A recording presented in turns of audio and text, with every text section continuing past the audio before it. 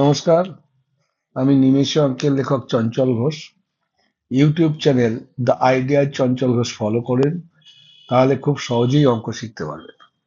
আজকে পূর্ণবর্গ সংখ্যার বর্গমূলের অঙ্ক সংখ্যক বা ডিজিট নির্ণয় করা শেখাবো।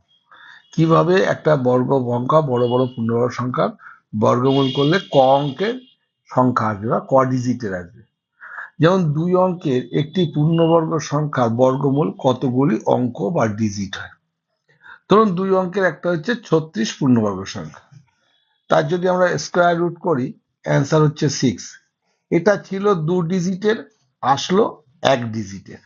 আরেকটি ধরুন 81 এর স্কোয়ার রুট করলে 9, এখানে 2 ডিজিটের জন্য একটি আসলো। তাহলে এটা থেকে আমরা সিদ্ধান্তে আসতে পারি এক জোড়া জন্য একটি করে ডিজিট আছে, একটি করে ডিজিট।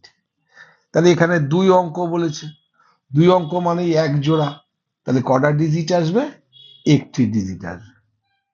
কিন্তু যেমন এখানে 3 অঙ্কের আছে, 3 অঙ্ক, 3 অঙ্ক মানেই হচ্ছে দুটি প্লাস 1, তাহলে দুটো মানে হচ্ছে 1 জোড়া আর প্লাস 1, তাহলে এই 1 জোড়ার জন্য আসবে একটি আর এই একটার জন্য আসবে একটি।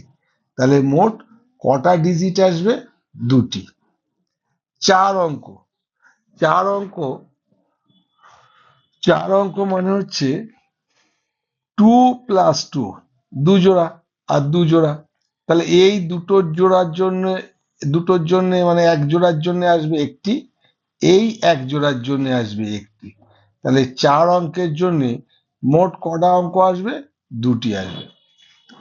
7 অঙ্ক, 7, 7 অঙ্ক মানে আমরা লিখতে পারি 2 যোগ 2 যোগ 2 যোগ 1, তার মানে এই 1 জোড়া, 1 জোড়া, 1 জোড়া প্লাস 1, তাহলে এর জন্য একটি, এর জন্য একটি, এর জন্য একটি আর এই একটার জন্য একটি। তাহলে মোট কটা ডিজিট আসবে? 4টি। তাহলে এইরকম যখন বড় বড় থাকবে তখন আমরা কি করব? আচ্ছা, 23টি অঙ্ক মানে আমরা লিখতে পারি 11 জোড়া প্লাস 1, তাহলে 11 জোড়ার জন্য আসবে 11টি আর এই একটার জন্য আসবে একটি। তাহলে মোট কটা ডিজিট আসবে? 12টি। এখানে কটা আছে বলছি, এই সংখ্যাটির বর্গমূলে কতগুলি অঙ্ক বা ডিজিট হবে।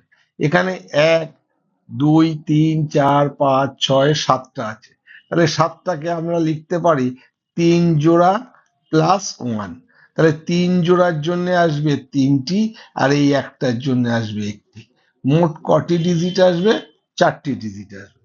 এখানে আমরা দেখি কটা আছে, 1 2 3 4 5 6 7 8 9 10 11 12, তাহলে 12টি ডিজিট জন্য তার মানে 6 জোড়া, 6 জোড়া মানে এক এক জোড়ার জন্য একটি, 6 জোড়ার জন্য তাহলে কটা ডিজিট আসবে?